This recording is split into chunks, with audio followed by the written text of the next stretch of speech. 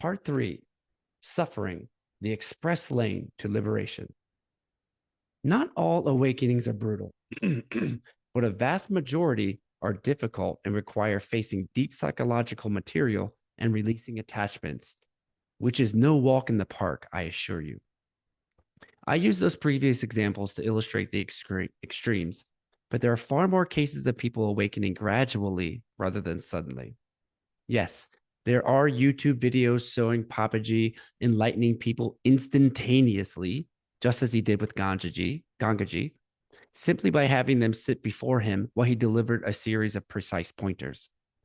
Barry and Karen later told me that even people who experienced profound ego disillusion, like those who had encounters with Papaji, hadn't necessarily retrieved full self-realization. While they may have been freed from the mind and liberated from suffering, this was likely the lowest tier of enlightenment. It's like the difference between someone awakened in this way and Jesus. Both are awakened, but one embodies a far deeper, fuller realization of God. We cover different levels of consciousness and enlightenment in the later chapter. These experiences are statistical outliers, however. The usual process, even with transmission work or Kundalini, takes years and demands a careful integration of teachings, finding an appropriate teacher, increasing choosing love over fear in everyday life, and sustained meditation practice. This commitment signals your dedication to the LCS, which tends to respond in kind to genuine seriousness. Intense suffering isn't a requirement for all awakenings either, although it seems to be the more common path. I've encountered people, and even two masters, who've had relatively easy lives and minimal hardships before they woke up, some chosen abruptly by the LCS, others awakened gradually over time. There really isn't a one-size-fits-all here. Can you imagine if it really were that way, though? Think about how easy that game would be. Hey, guys, all you got to do is eat 3 bananas on Tuesday while humming the Jeopardy theme song backwards, and boom, enlightenment. Side effects may include sudden urges to wear hemp clothing and quote Rumi at dinner parties. Everyone would be enlightened, and there would be literally no point to this whole soul school setup down here. We'd all graduate on day one, and the universe would have to issue refunds.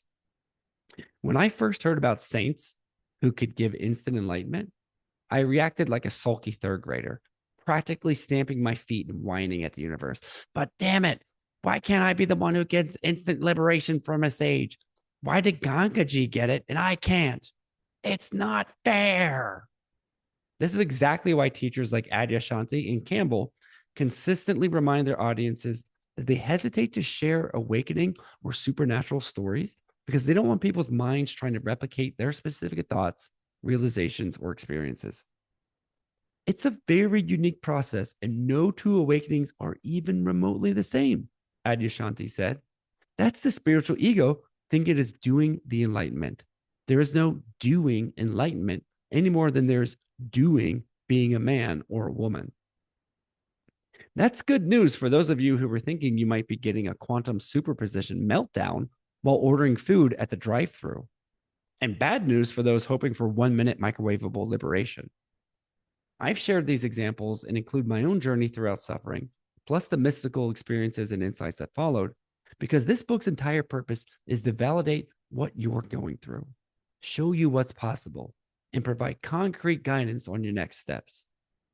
The above are just several of numerous examples of masters and awakening folk who have come to realize, beyond any shadow of a doubt, that their darkest moments weren't life's way of screwing them over.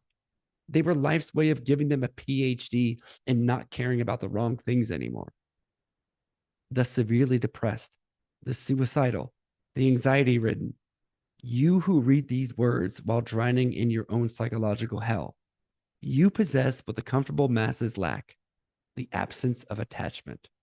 Where others must spend decades learning to let go, you've already been stripped bare. Your suffering has performed the preliminary work of disillusion. What remains is not to escape your pain, but to recognize it as the doorway it has always been. So if you're going through some really tough times right now, recognize this. as best you can. I know how utterly debilitating mental health struggles can be and still go through very dark periods myself. But again, recognize this. If Joe Rogan, Elon Musk, LeBron James, Angelina Jolie, Taylor Swift, or whoever you find yourself being envious of or wanting to emulate your life by, if they even had 30-second glimpse of what true nature feels like, they would be crazy to not want to trade everything to get more of it.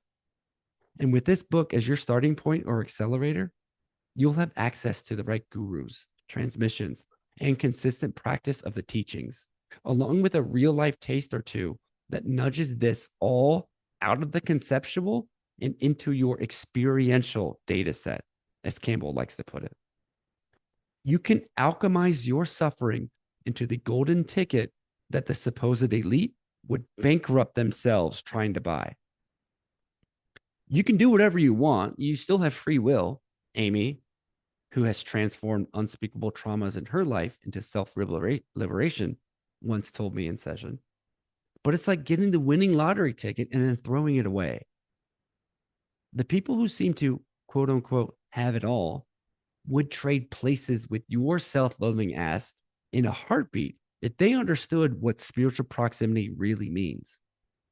Put it another way, your struggle and perseverance on the highest path, even while depressed, is so infinitely more valuable than the lives and spiritual development of those who've seemingly won at worldly pleasures that if they knew what you know, they would be envious of you.